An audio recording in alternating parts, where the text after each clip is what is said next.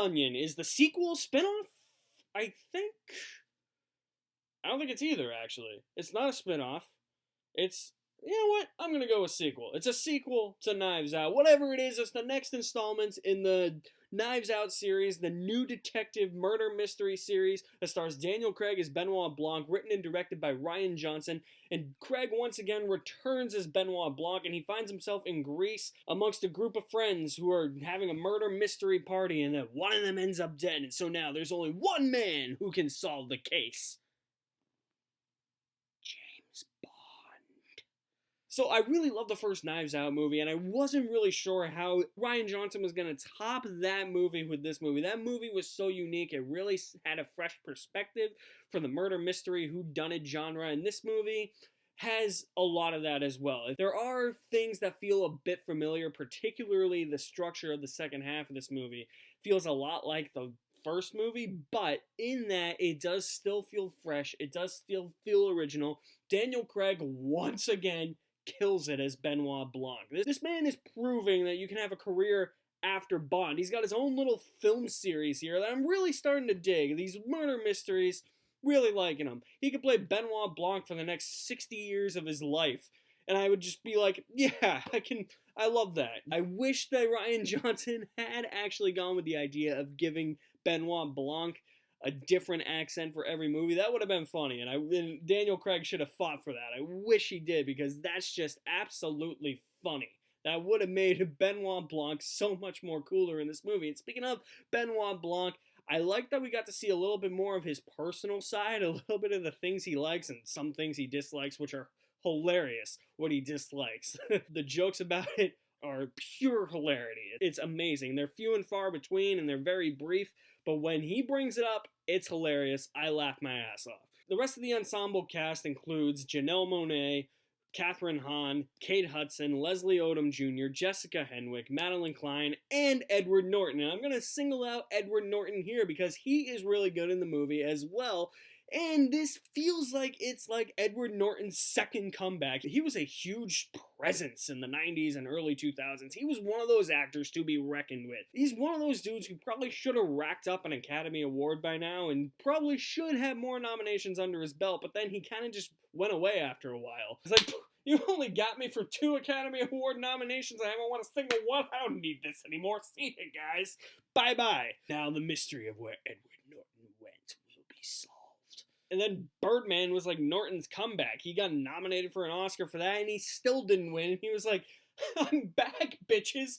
Give me my Oscar. And then he went away a little bit again. Now he's back. Is this his second comeback? I really hope so. I've always loved Edward Norton as an actor. Man doesn't get enough credit, I feel like. The rest of the cast is really good. Kate Hudson looks like she's having a grand old time in this movie. Leslie Odom Jr. is really great in this movie. Jessica Henwick's not in it all that much, so I can't really comment on her. Madeline Klein, I haven't seen anything of her, but I thought she was really good in this movie.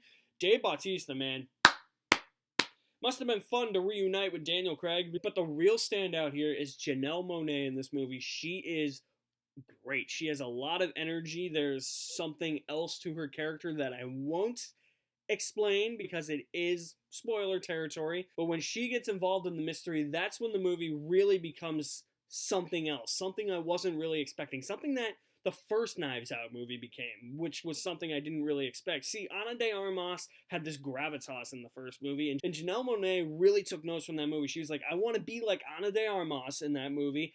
She took some notes, she brought that gravitas and brought even more energy than Ana de Armas probably did in that movie, and Ana de Armas is a great actress too, not to take anything away from her, but I think of the two that get the spotlight, I think I prefer Janelle Monáe. She killed it in this movie. These movies are intentionally built around people just being assholes, and you want all the assholes to lose, and you want Benoit Blanc to succeed, and it's awesome. And this movie goes so far over the top, it becomes so self-aware, and I feel like Johnson knew that. He knew exactly the type of sequel that a Knives Out movie needed to be, and this movie totally delivered on that front. It goes bigger. We're not just in domestic territory, we're now in international waters here. There's another movie I recall that went international as well earlier this year that was very similar, that took place in Greece as well. It's called Death on the Nile. Nowhere near as good as this. Enough champagne to fill the Nile, to fill the Nile, to fill the Nile. I love Johnson with his titles for his movies, just coming up with double meanings for his title, because Glass Onion refers to one thing, but then it also refers to another thing.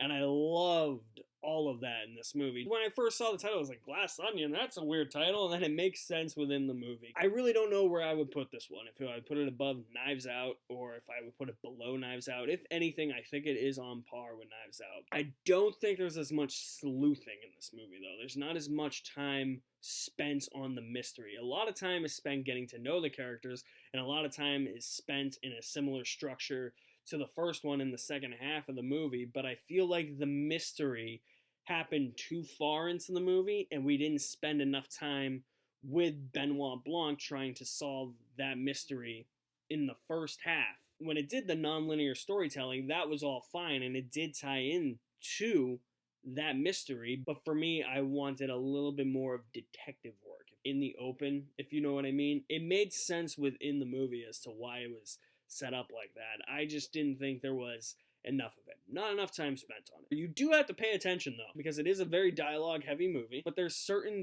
things in certain scenes that you should be looking out for that are addressed later on in the movie, and it makes you go back and wonder and be like, oh yeah, was that thing in such and such's hand before? And like, I wish I could rewind it, but I can't. But really, honestly, I had so much fun with Knives Out. I had a lot of fun with Glass Onion, and if you do get to see it in the theater, it's in theaters for 1 week only. If you get the chance to see it, please go see it, because I had a blast watching this at the theater.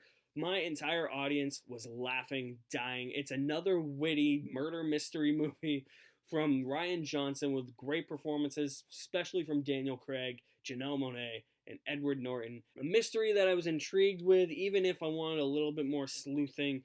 And I'm just happy that we have our own original, fresh detective series that we can look forward to more installments very soon. I really enjoyed Glass Onion with a full bucket of popcorn. So if you have seen Glass Onion, let me know what you thought about it. It will be out on Netflix, I believe, on December 23rd if you can't get to the theater this week. But if you can, do the best you can to see it in theaters. It is worth it. Guys, you are the best. Thank you for watching. My name is Alex Madden. I will leave my link to my website in the description below as well. I'll see you at the movies somewhere.